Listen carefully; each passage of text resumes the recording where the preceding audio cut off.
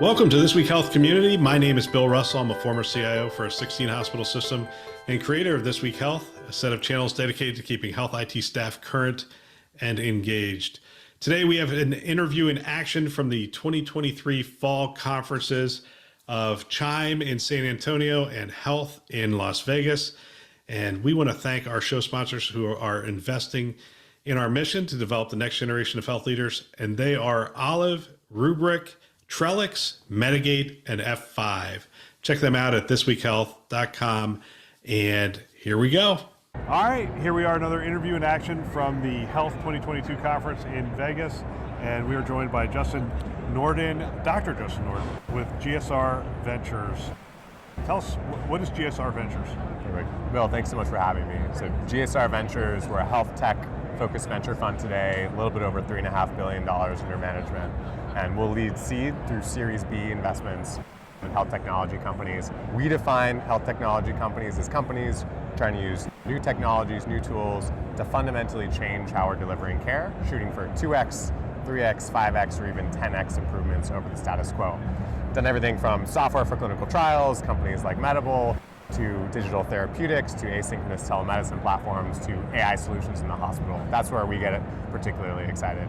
You're wearing the Stanford jersey here, so what's your connection? I am proud alumni of the school and still keep a foot there. So I actually teach a course on digital health for first-year medical students, for business students at the school, for engineering students. One of the most popular electives in digital health and really across the landscape. And so just understanding where the future is going, there's just that incredible demand from early trainees. So Justin, help me to understand why this is an elective at Stanford Medicine. Should it be required for Actually, I had this conversation with Dr. Klasko. Okay. The next generation of physicians, nurses, they have to understand digital medicine. So talk to me about the class. What's actually in the class? Yeah. So the course is called the Digital Future of Healthcare, and it really goes over a whole survey, starting from what is overall the landscape, and then diving into a few key areas. What is the future of telemedicine, wearable devices, big data analytics, mental health, etc. And bring in some of the leading industry experts from around the world to come in, teach with our medical students, and just give people a peek at what their future of practice might look like, because it's going to be different.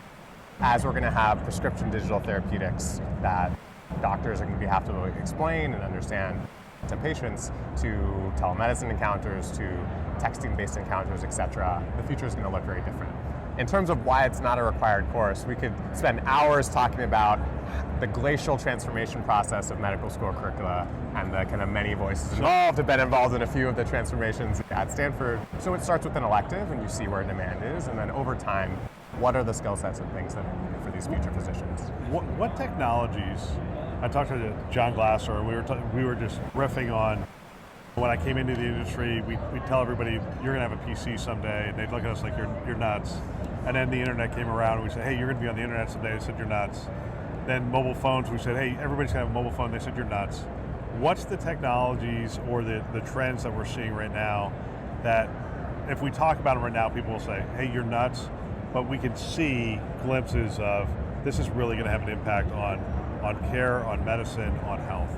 So one of the things that maybe you wouldn't say I'm nuts for, but actually, some of the things we're starting to see now, and I'm biased, used to work on the Apple Health team, but if you asked a few years ago, say, are wearables going to have an impact in healthcare? Everyone said no. Everyone said these are a toy. They solved the December problem of what to get a loved one for the holidays. Well, physicians don't want all that data either. They don't yet, and they're not ready for it, but it's coming. It's coming. When you have your car has sensors to tell you when you need a checkup, when you're low on gas, when something's different. All of these technologies are getting cheaper, easier, and we're building the algorithms to make it easier for both the patient and physician to do something actionable. That's the piece we've been missing, but that's the piece that you see tons of companies starting to develop, and so we are going to have much more continuous monitoring, whether it's wearable devices, whether it's a smart toilet, a smart mirror, what you name it. That's coming, I think, in the future of healthcare. I was a little disappointed in the last round of Apple announcements. Only because I expect it to be moving a little faster than it is moving. And I understand that the sensors, we're constantly tweaking the sensors. What is the challenge to where my shirt doesn't have sensors and my shoes don't have sensors? What's slowing us down on it? Is it the cost? Is it the size of the sensors? Is it the types of sensors? Is it the FDA process? I mean, what is all this stuff? Yeah, so it's been many years since I've been on the Apple Healthcare team, so I know nothing proprietary of this sort. But I think one of the interesting things is what does it really take for a sensor to be ready for prime time? And Apple is usually the one where it won't be the first one to deploy something that's kind of half-baked. Apple cares incredibly about its brand and its reputation, so when Apple decides to launch a sleep tracking feature, actually if you look at the data, it's probably best in market. And so I actually used to do studies with the old Basis watch. This was a company that got bought by Intel, ended up shutting it down because actually the watch overheated a few times and hurt some patients. But they had everything from galvanic skin response to all these other tools which actually can find really interesting kind of physiologic parameters that we can use for prediction or understanding of disease. So these things will all come back. It takes time. You want to make sure there's a real use case. So it took time before saying, hey, we're going to put the ECG in the watch. We're going to put temperature in the watch because that really helps with period prediction and cycle tracking. And so all of these things will take time, but I would say it's not incremental how many watches are deployed across people across the country. That's a huge change from where people thought it would be just a number of years ago. So it'll take time, but it's going in the right direction. And it's interesting, that information to the physician, it's like, give me the insights, don't give me the raw data, and we have to take care of the liability aspect of it. They're like, look, I don't want to be liable for this data that's like filtering in here, and I only look at the record when the person's coming in. Correct. Now all of a sudden, yeah. So we have a lot of things to address. GSR Ventures. I want to talk to you a little bit about the space that we're in. We're seeing, well, first of all, there's a lot of players here. Absolutely. And I've talked to some, and there's just a general feeling that we're going to see over the next year, 2, 3 years, we're going to see sort of a weeding out process, because this already is a little bit of a tight time. We're seeing people pull back, try to get longer runways and that kind of stuff. What are you seeing, and what are you telling the companies that you're partnered with at this point?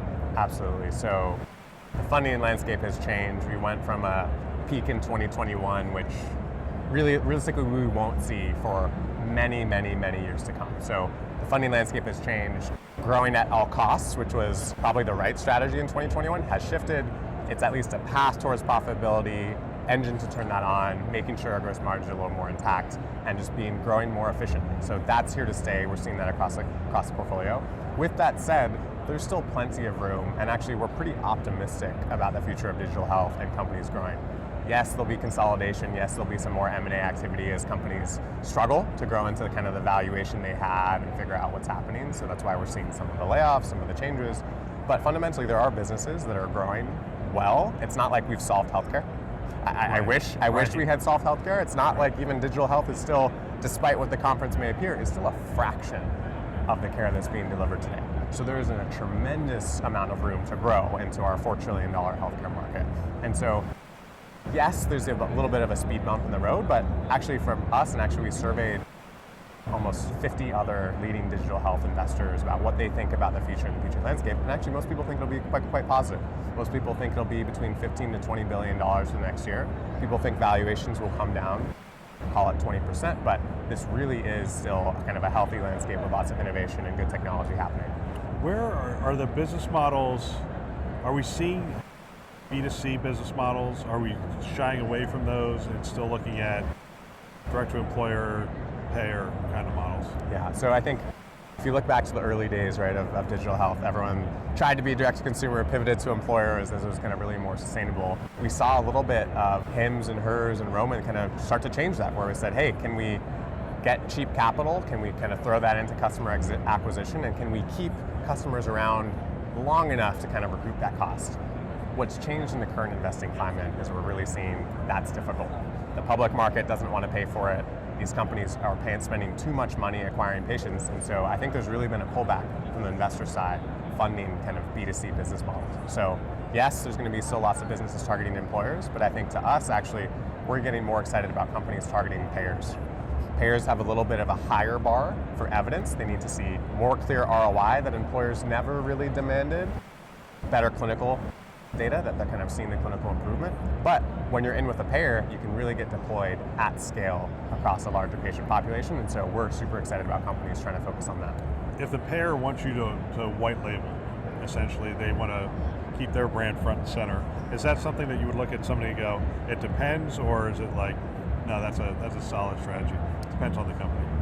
It depends. It depends eventually what is your strategy for growth. I think it is a solid strategy for a lot of companies where, yes, you get the distribution, you can kind of use some of the payer branding and marketing to kind of get out, and if that's the channel that you can negotiate, then fantastic. Separately, then you have to deal with how do we want to build our brand, how do we want to get noticed, how do we want to make sure we can talk about this relationship so we can sign on other payers, as healthcare want those reference customers and things like that. So you got to be thoughtful if you don't get to control, but I think white label is a solution that makes sense a lot of times in healthcare. All right, we're going to be doing webinars a little different this year. I've talked to you a little bit about this. We got together with our advisors. They told us, hey, you got to do them different. They're just not serving the community well. And we said, what do you want? They said community generated topics, great contributors, not product driven. They want a more honest and open discussion. And they said, what we want is no on-demand webinars. We want once and done type webinars on a consistent date and time. So every first Thursday of the month, our first one being January 5th, first Thursday of the month, 1 o'clock Eastern time, we are going to be doing a webinar. You can count on it. Put it on your calendar. Every first Thursday of the month at 1 o'clock Eastern time, we're going to do a webinar. The topics are going to be generated by the community, and we would love to have you there. Our first one, January 5th, priorities for 2023, a CIO discussion with integrated delivery networks. February 2nd, we're going to come back with academic medical center CIOs talking about their priorities. And then we're going to hit some of the other great topics that they've given us for the year. And we would love to have you join us. Again, thisweekhealth.com, top right-hand corner, it'll have our current webinar and our upcoming webinars. You can sign up right there. And if you miss it, it's not on demand anymore. So we would love to have you there. Make sure somebody from your team is there taking notes and bringing stuff back to your staff. So we hope that this works out. Any feedback, go ahead and send us a note. We would love to hear about it. So last question, B2B to the provider space. I mean, what are you seeing there? What's your coaching there? I think the sales cycles are so long, and it's a down economy already on the provider side. I'm just curious what your thoughts are. Yeah, so it's funny, actually in the course we talked, people come in, you're here trying to do healthcare innovation and, providers are the problem, and this blows the minds of kind of many early medical students getting to see that. But yes, physicians and provider behavior is hard to change. We still fund companies, we still look at providers, funded a company recently targeting providers. So how do you have your message? You better be spot on if you're going to get a health system C-suite and get all, call it 12 different stakeholders to the table to sell a $7-8 figure contract. That is one of the challenges, isn't it? Yeah. So many stakeholders. And so you better have a message, you better be touching a problem that they really, really care about. It can't be a niche solution. You're kind of not going to get through the door. It's going to take too long for the sales cycle. You're not going to have the squeeze.